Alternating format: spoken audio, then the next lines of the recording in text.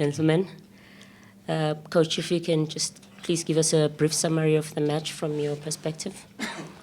It's going to be very brief. Yeah, to be honest, I don't think we really performed very well tonight. Maybe it was an off night for us. I think we looked physically tired, mentally tired, and I think a lot of the players didn't play with the type of intensity we needed tonight. Possibly the game against Highlands took a lot out of the players, both physically and emotionally, because I don't think we really came to the races tonight. And I think we were a little bit fortunate to a degree that Pirates weren't on top of form either. Because, yes, they had opportunities, but I think today was an opportunity for us to hurt them. Because there were opportunities, especially in that first half, that I saw on our transitions. If we showed more intent, if we showed a little bit more creativity, if we showed less fear to get forward, we really could have hurt them, you know, and we didn't do that, you know. And I think to a degree, yeah, Richard had to make a few saves, but I don't think it was through the creativity of Orlando Pirates. I think it was lack of intensity from us. You know, so there's that disappointment, you know. I can say probably at the beginning of the game, yes, would I have been happy to come here and collect the points? Obviously. You know, but I think after 10 minutes of that first half, I saw a great opportunity for us to get a hell of a lot more than just a point out of the game. You miss Kwanda in the semi, Eric, after the red card. How much of a blow is that? It's a big blow, you know, but I think more than that is obviously when we lost Rushan. I think Rushan's been extremely good for us so far this season. We hope it's nothing serious, but I think obviously when Rushan came off, I think that's when you started to see a lot more opportunities being created by Orlando Pirates, you know. So obviously there's that disappointment in how Kwanda was sent off, but, you know, we'll deal with that. Velila from SABC, when you look in the run that you had and you compare now to how you've managed to bring back the team, and I mean, I think you've been registering victories. I think it's the first draw that we've picked up here. What was key in Maritzburg coming back? And I also noticed the Pirates that played over the weekend and the one that you managed to contain here in this game. Yeah, I think I've been saying this, defensively we've been extremely solid. And I think again tonight, even though, yes, they had a few opportunities, but the whole game plan was obviously to frustrate them, similar to what we did against Cape Town City. You know, I think our structure and our shape was good, but in terms of the intensity of our shifting and pressing, we've seen ourselves do it a lot better. And you could see Pirates in the first half growing frustrated. Pirates then looking to play long balls in behind for Mahangu and Mabasa to try and chase onto, and they were just going through to Richard. That was our intent, and that was the intent that we obviously showed also against Cape Town City.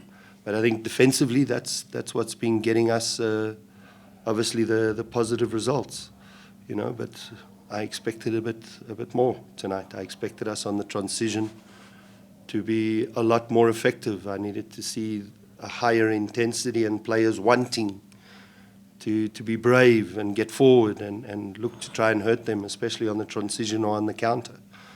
You know, and yeah, like I said before, that's what's been good. Highlands, our structure, our shape, very good. Cape Town City, all the games of recent. Defensively, we've been good. We've only conceded, 6 goals, I think, in total. I think I'm including the last one, cup game. So it's 5 in the league, you know. So we're sitting up there with Wits and Chiefs. And I think right at the beginning of the season, we spoke about it to the team where we said, if we want to achieve things this season, we've got to make sure we keep a lot of clean sheets. And so far, that's where we've been quite successful. Brian Mofokeng, SABC Sport. Coach, you just spoke about a transition that you felt that you're not doing enough. when you made the switch bringing in Musiame, the upfield, for Jeremy Brookie, what are you trying to get when you made that switch? And also talking about the way you have changed Ulu's role, playing more as a holding and defending midfielder more than really the central defender. Is that the way you're going to be playing going forward throughout, or what is it? Yeah, I think, Sianda, to be brutally honest, that came, I think, a bit of a surprise to us as a technical team, because we had a bit of a crisis in terms of our defensive midfield role. Taimi Sangweni, he had hurt his hamstring, so he was out. Pumlani, he's out for 3 months. Miguel Tim had groin injury. So we had to then figure out who could play that role, and Sianda was the one that made most sense to me. Obviously, it was a position I played before. So for me, it made sense bringing him in there, and since we've played him there, we've never lost. And I think he just brings and solidifies that midfield. He's very, very good in terms of his reading of the game, his pressing, his aggression. Yes, and this is not against him, but yes, he's not the technically most gifted footballer, neither was I, but he looks to get rid of the ball nice and early. And that's just solidified that midfield.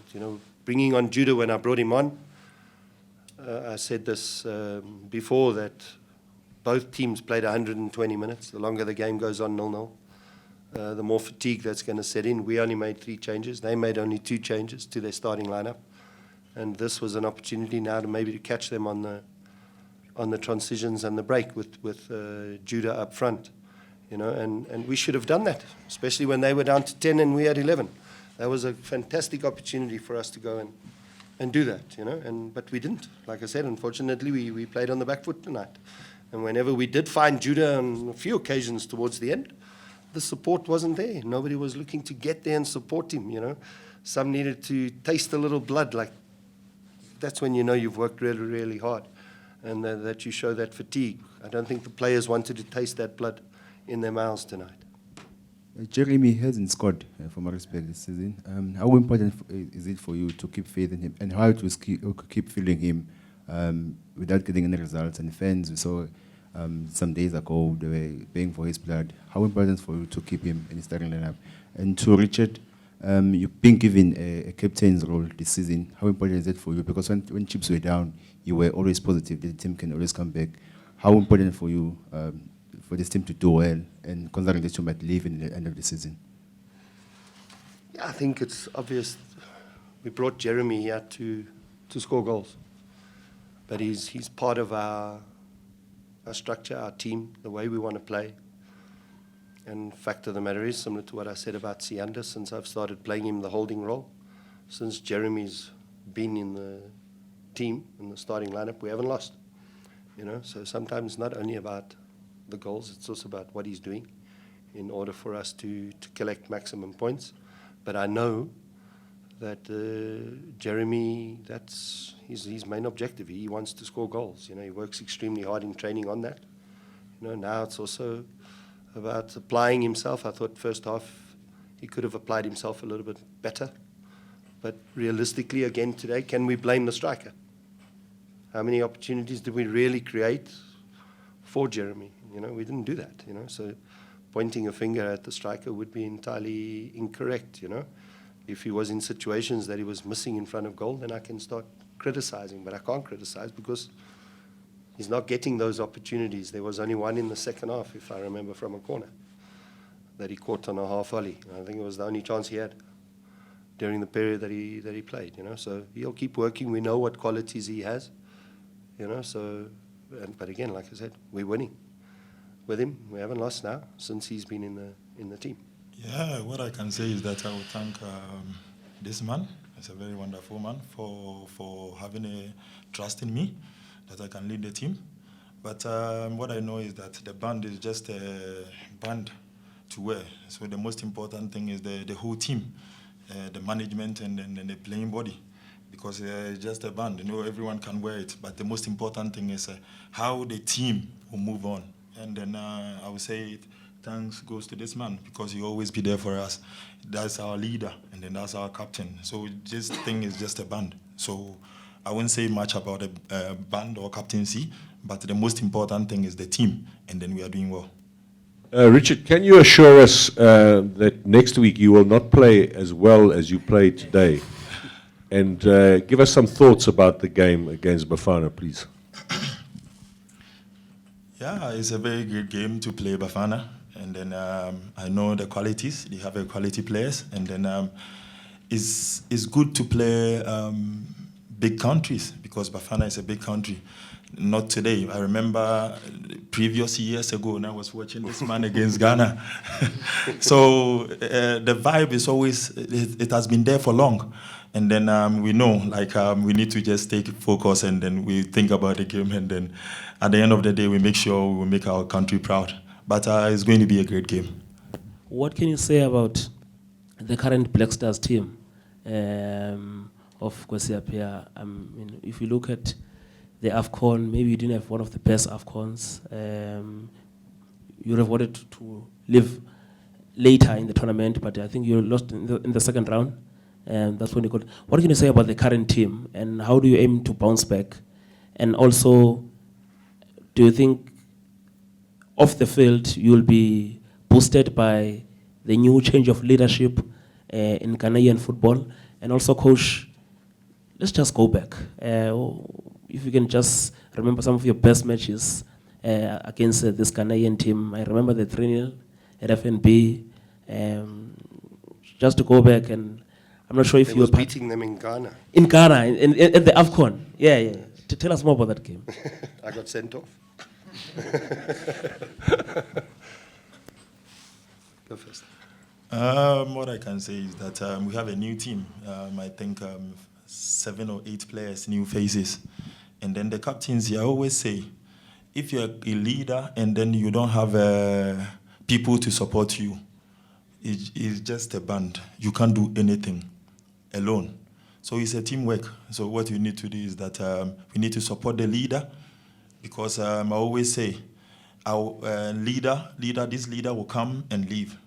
So the most important thing is how we will support the leader. That's the most important thing. But we have a new faces, we have a new players, and everyone wants to show what they can do for the nation, and then what they can do for the world to see. So I know they will deliver. I know everyone will work hard, and then that's the most important thing, the victory. That's the most important thing. But I know we have a quality players that they can deliver for the country. Yeah, no, obviously Ghana, for me, is one of the biggest footballing nations on the continent. And with a lot of quality, a lot of players that are based in Europe. And I think we all know all the issues they've had, obviously, in the Ghanaian Federation. And hopefully that has been sorted out. And they can start focusing again on the most important thing, which is the football. You know, the quality's there. I watched them, obviously, in the AFCON. I thought they were a little bit unfortunate to a degree not to go through, but they have a lot of talent and a lot of quality, so we can never underestimate them. You know, we go back to those days when we beat them. I think we had a quality team, obviously, at the time, but you know, it was a lot of hard work and a lot of effort to beat them at home when we played in '96, 2000 when we played them in the quarterfinals. No, semis. No, quarterfinals. I'm right. Quarterfinals. And the talent that they have, natural goal scorers, extremely creative footballers, a lot of strength and a lot of power, like him, as big as him, through the midfield up front. So, you know, we're going to have to be at our best if we want to look to collect points against them, you know. And you can put all that turmoil aside, you know, that's all in the past. For them, it's going to be a new challenge. They want to qualify because they know they're the Black Stars. They know they should be there. So we're obviously going to have to perform at our best.